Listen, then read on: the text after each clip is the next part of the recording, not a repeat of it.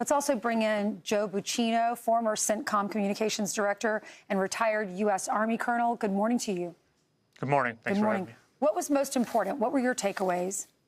I think there's a couple of messages here. The first one is choose wisely, okay, because we're going to continue this blockade into the future as long as this takes. So meanwhile, we're reloading, rearming, and preparing to start the bombing. The bombing starts here in another week if there's no further negotiations. So what all that tells me is that we are layering multiple domains of pressure on the regime.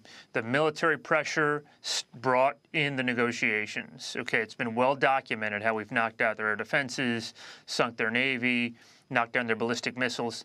That brought in the negotiations. On top of that, you've got this economic pressure with the blockade that is going to squeeze out Iran's funding machine over time.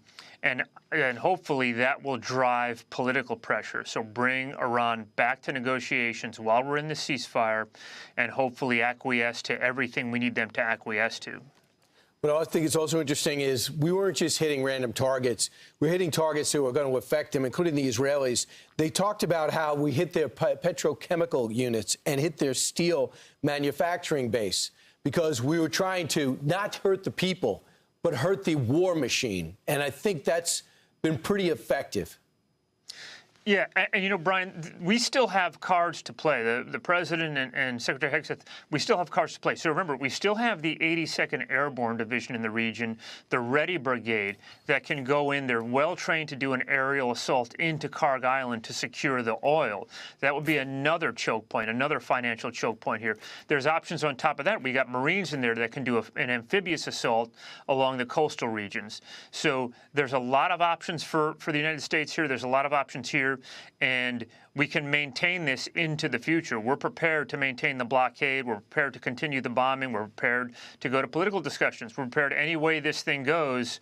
You know, the United States is prepared here to drive this into its objectives where we eradicate their ability to enrich uranium and knock out their ballistic missile capability and get through all our objectives here. Colonel, you can also, the fact that China's not getting anything in and out also helps us pressure the Iranians, correct?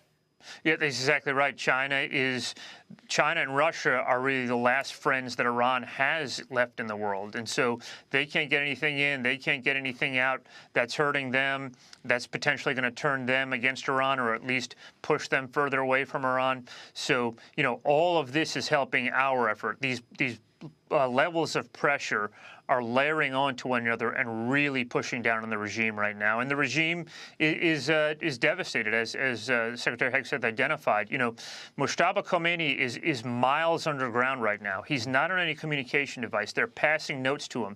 So it's unclear where he is with the negotiations or who's talking to him or what he's saying about all this. So it is complicated. I think this is going to take weeks further. Really? But we're prepared. I do. I really do, yeah. But we're prepared to stay those weeks further. We're prepared to continue to fight, continue to negotiate, continue to blockade, continue any way this thing goes. And really quickly, if they're meeting in Pakistan, let's say the last meeting, and our leaders were saying it was really difficult because it sounded like the leaders they sent couldn't make a decision because they'd have to have approval. But the guy they need approval from is underground, can't communicate. Exactly. So do they literally have to leave Pakistan, go back to him, and not be traced, pass him notes in some capacity so that he's not found and we're not watching him? How difficult would this negotiation be under these circumstances? Yeah, thank you. Exactly. So that's what's making this much more complicated is they've actually have to leave the region. They've got to go back into Iran. They've got to get communication. And you know, you're talking about like World War I level communication with Mojtaba Khomeini in order to get approval for what we're looking for. And you know, traditionally, you know, negotiations with Iran takes a long time. So I never thought you were going to get this done in this 10 days. Negotiations with Iran takes a very long time. They're always lying about things. They're always changing things. And so I just think the negotiations, I think we've got to be patient with this, you know.